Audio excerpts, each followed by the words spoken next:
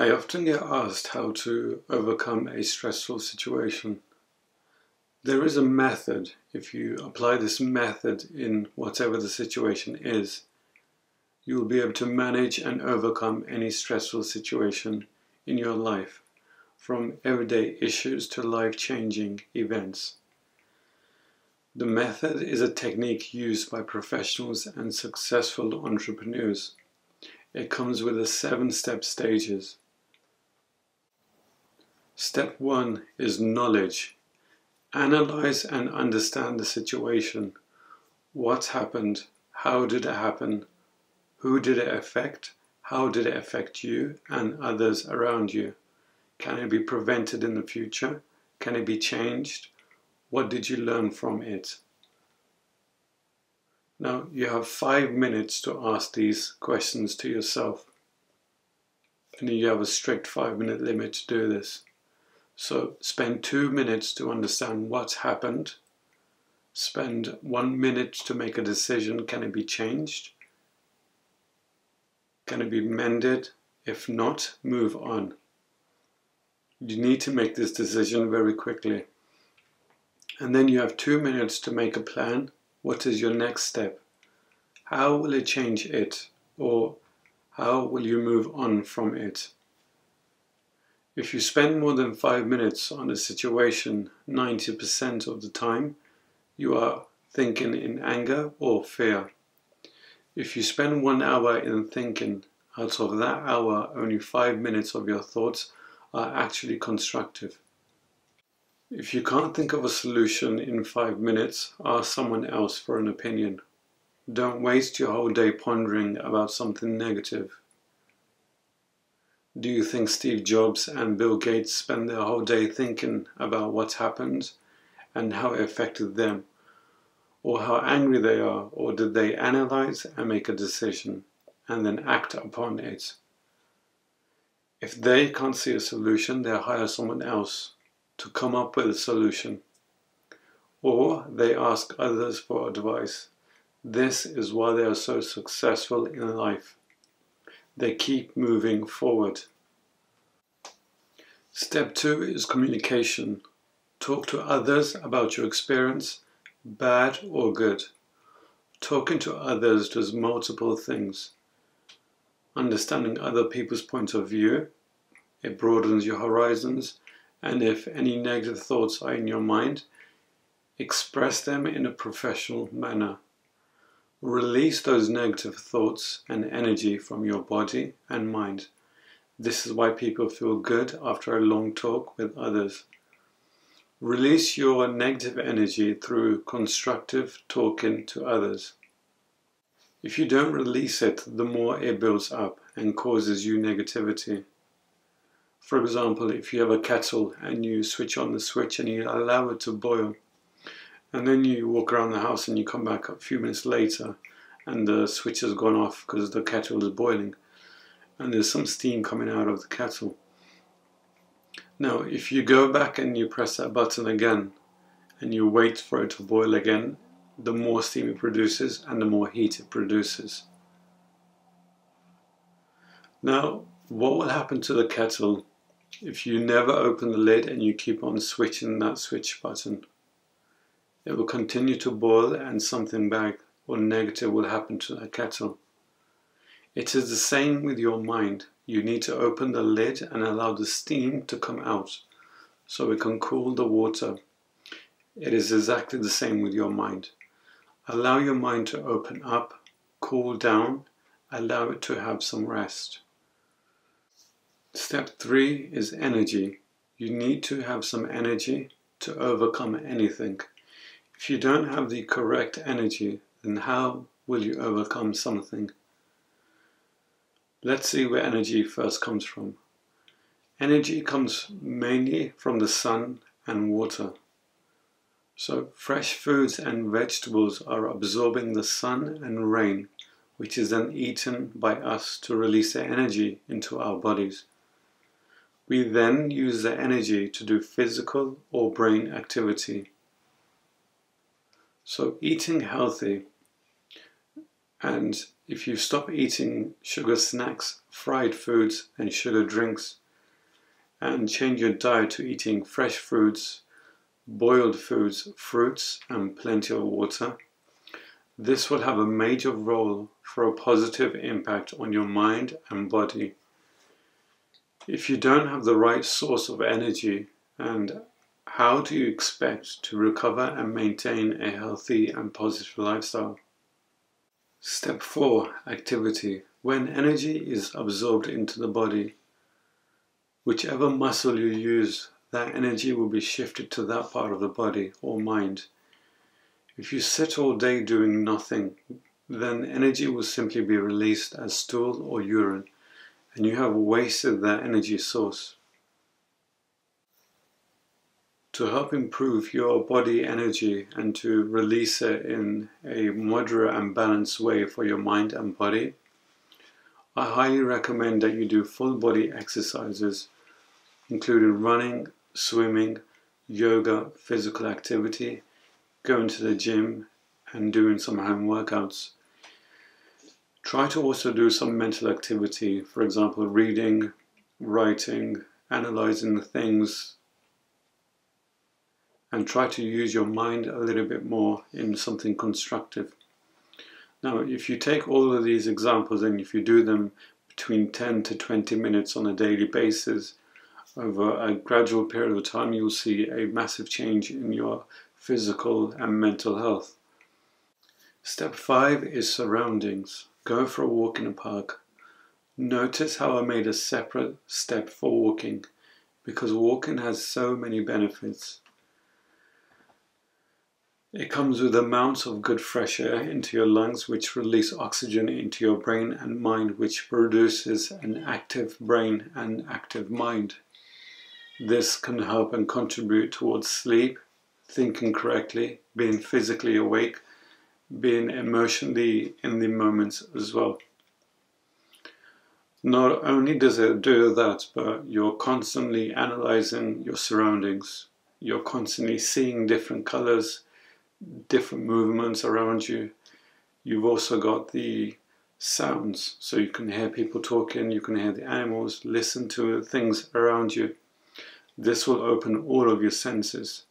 So simply going for a walk in a park and notice things around you. Look up in the air, see the different colors, hear the different sounds, and try to think a little bit about these images or sounds that you're hearing. Not only does it bring constant attention to that moment in time, it helps your mind focus and learn new things and open up. See, if you sit in one position all day in your home or in your office and you constantly see the same thing over and over again, your mind tends to shut off. It closes it and it becomes isolated, because it is not opening up to anything new or sounds or feelings or seeing things. So if you go for a walk in a park and if you start to look around and if you really pay attention, what it does is it trains your mind that the world is bigger than the box that you're living in. It opens up your mind, it opens up your brain, it opens up the way you think, the way you behave. It creates a new side of you. Okay, step 6 is recovery. So in order to recover and to follow these steps, you're going to need a good amount of rest and sleep for you to be able to function better. So either by resting, meditation or sleeping, if these things are done really well, it helps to function and make better decisions and increase your health. How to sleep. Now, people often say they can't sleep, or they fall asleep around 3 o'clock in the morning or 6 o'clock in the morning, or they have really bad patterns of waking up in the middle of the night and their mind is constantly thinking. The reason your mind is thinking at that time of the night is because you're not allowing your mind to think of those things during the daytime. It's because you're not allowing yourself or your mind to have that time for yourself to think about these things. So when your body is not doing anything at night, your mind switches on because it thinks that's the time that you've given itself to open up, because throughout the whole day you're constantly physically or mentally doing something. You're going to work, coming home from work, you're running around doing the housework, etc. You're constantly having things in your brain or in your mind or in front of your eyes, constantly doing something, whether that's watching TV, or even if you get a few minutes to have for yourself, you normally take out your phone and start scrolling on your phone, or you go on social media. Now, what happens is that it's constantly absorbing information into your head. And that's not allowing you to have some space for you to actually think about these things. So this is why when you go to sleep at night, you're constantly thinking about these other things that are coming into your mind. And sometimes they're really good ideas. For example, you might have an idea, a business idea or something constructive. The reason it comes to you at that time of the night is because you're not allowing yourself to have that moment with your mind during the daytime. So people who have bad sleeping patterns is because you're not allowing time for yourself to think, reflect, and contemplate on everything around you or your decisions. Now, everything that you absorb during the daytime, it affects your sleep. The way you function, the way you sleep, your nightly patterns, the way if you keep waking up during the night or whatever. So if you are finding it difficult to sleep at night and you start to change your routine, so for example, if you fall asleep at 3 o'clock in the morning and then you wake up the next day 1 p.m., what happens is your sleeping patterns change and your body habits change. So then your body clocks change, and this is why the pattern of your sleep is affected. Now, no matter what happens, try to sleep on time every day. Like, for example, if you want to go to bed at 11 p.m. or 12 a.m., before you do go to sleep, 1 hour before, try to switch everything off. So no phones, no TV, nothing. Just let your mind just relax and try to fall into sleep. What that does, it teaches your brain that you're actually falling asleep and you want to fall asleep. So if that time is used for thinking, it will be that specific time and it won't bother you in the middle of the night or 3 o'clock in the morning. So it's going to be really difficult to do this the first week, but if you stay on time, if you try to go to bed at 10 and try to fall asleep for 11, what happens is your waking up pattern will change as well. So in the morning when you wake up, try to wake up every day around 7, 8, 9 o'clock, whatever the time is. And even on your days off, try to wake up around that time. Because what that does is it teaches your body that that's the waking up time and that's the sleeping time. And naturally it will go into shift and it will start appearing itself naturally. And then eventually after a couple of weeks you won't need an alarm clock, because your body clock is automatically adjusting itself to that period and that time. So if you are finding it difficult to sleep, just force yourself to wake up during the daytime. Do not have any naps during the daytime, and try to rest if you are tired through meditation or yoga or breathing exercises. But try to avoid laying down during the daytime or trying to sleep or trying to force yourself to go to bed or anything like that, because it's going to affect you in the night. And if you're having late night meals or coffee in the night or any warm drinks at night before you go to bed, it's going to affect your sleep as well. Step 7 is time. So do something for yourself, even if it's 30 minutes a day or 1 hour a day. Just completely switch off everything around you. Your phone, your TV, anything around you that's distracting you or is causing your attention to pull you away from something, from yourself. Switch it off. You can do this generally every day if you have the time. If not, then at least once a week. And try to do something fun as well during that week, because what it does is happiness reduces stress and it improves your body's health, and it releases good endorsements into your mind and your body, and you will naturally feel good because you're doing something for yourself. If you work for a whole year and you never take a break or a holiday or you do something for yourself, then eventually over a period of time, you're not going to want to do anything else, because you know you just have to work, and it begins a negative routine in your cycle, and you don't feel as empowered to do something.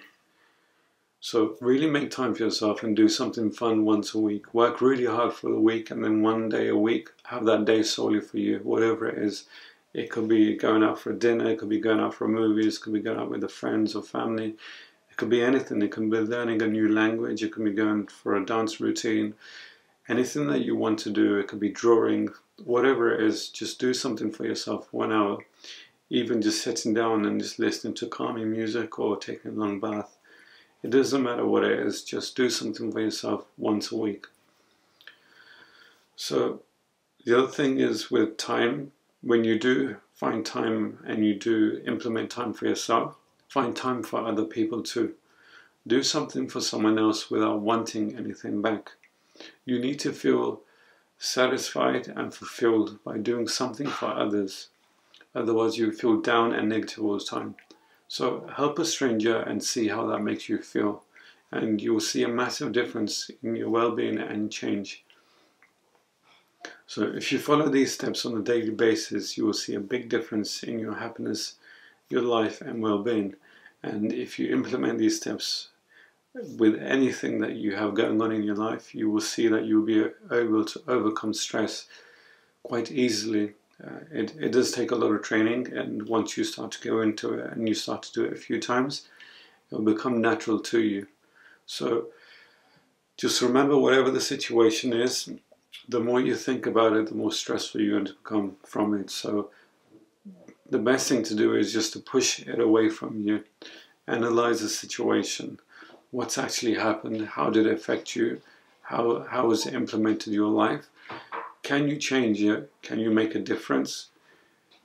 Can you mend it? If not, then you got to think about moving on from it. Learn from the situation and move on from the situation itself. Don't be stuck in that situation all day thinking about the negative thoughts, or some people spend a couple of weeks or even months thinking about a situation, and then they wonder why they can't get over it. Whatever you place in front of your eyes or in front of your mind with thoughts, that's what your brain thinks that it's stuck in. It's stuck in that world. So if you're always constantly thinking about a negative situation, your brain thinks it's stuck in that world. So then your body becomes your brain and your mind, and it follows it, and it starts to do negative things. And this is why people have stress or anxiety or difficult overcoming things, because they're not seeing the situation for what it is, and they're not really paying attention, or they're not thinking how to overcome it in this particular routine. So try not to worry too much about the situation itself. Just analyze it, break it down to pieces, and see what you can mend from it, what you can learn from it, and how you can move on from it. And by all means, ask other people's opinions, what they will think. Ask for professional advice. There's nothing wrong with asking other people's help or advice. See, the reason why people can't actually move on is because the thoughts are inside their mind constantly, and they can't see the bigger picture. So the moment it comes out vocally in a constructive way, you'll be able to see what you're actually saying that's stuck in your mind, and you'll be able to get over it. For example, if someone else had the same situation as you, you'll be able to tell them, this is what you need to do, and this is how you do it, go and do it. So change that perspective and tell yourself and teach yourself to do that. And if you can't, ask someone else to help you with that. So ask for their opinion, ask them what you should do, ask for a few people's opinions, and make your own decision and move forward. Remember, you can't fix everything and you can't mend everything. Sometimes you just have to take it as it is, learn from it, and move on. And by doing all of this, you'll be able to constantly keep moving forward, and then eventually the big things that were affecting you will completely cease to exist in your mind. And you will be able to help yourself in the future and other people around you.